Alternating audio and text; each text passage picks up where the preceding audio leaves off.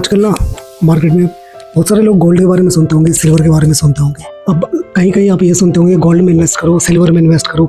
Gold और silver एक बहुत अच्छे सेट क्लास है, लेकिन लोगों को क्या है, इसका यूज़ करना नहीं आता। देखो, आपकी जो टोटल इन्वेस्टमेंट है ना, अगर आप सपोज करो महीने का 10,000 इन्वेस्ट करते हो, 10,000 अगर आप महीने का इन्वेस्ट करते हो, तो उसमें से 15% से ज़्यादा आपका गोल्ड या सिल्वर में नहीं होना चाहिए। मेरे खुद के पोर्टफोलियो में 15% से ज़्यादा मैं गोल्ड या सिल्वर कभी नहीं रखता। इन दोनों का जो एक्यूमुलेटेड जो वेट है ना, वो 15% से ज़्यादा नहीं होना चाहिए। देखो, इसको यूज़ कैसे करते हैं। आपका जो पोर्टफोलियो है उसमें आपके पास इक्विटी भी होंगे, ETF भी होंगे, म्यूचुअल फंड भी चल होंगे। अगर आप गोल्ड रखना चाहते हो अपने, बहुत से लोग ऐसे भी हैं कि सिल्वर या गोल्ड अपने पोर्टफोलियो में रखते ही नहीं है, लेकिन अगर आप लोग रखना चाहते हो तो 15% के वेटेज के हिसाब से आप गोल्ड या सिल्वर रख लो अपने पोर्टफोलियो में, और उसको जैसे ही वो टाइम टू टाइम बढ़ता रहे ना, उसको शिफ्ट करते रहो।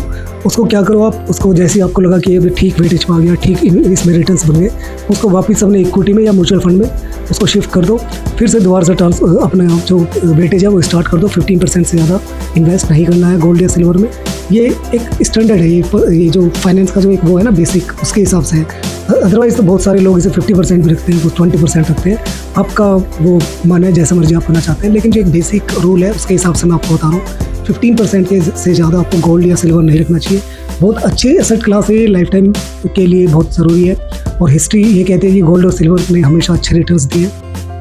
आपको ये ज़रूर रखना चाहिए, और टाइम टू टाइम इसको आप चेक करते रहो। जैसे इसमें आपको रिटर्न्स अच्छे दिखे, इसको शिफ्ट करते रहो अपने दूसरे उसमें इक्विटीज़ और म्यूचुअल फंड्स में।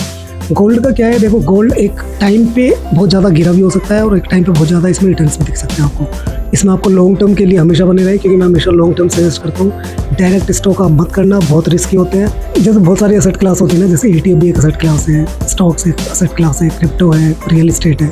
गोल्ड और सिल्वर भी एक बहुत अच्छी एसेट क्लास है। इसको बहुत सारे लोग ऐसे भी यूज़ करते हैं हेज की तरह से। जब मार्केट गिरा होता है ना, तो ये दोनों ऊपर की तरफ जाते हैं। देखो, इसमें इन्वेस्ट बहुत सारे लोग सोचेंगे कि इन्वेस्ट करना कैसे।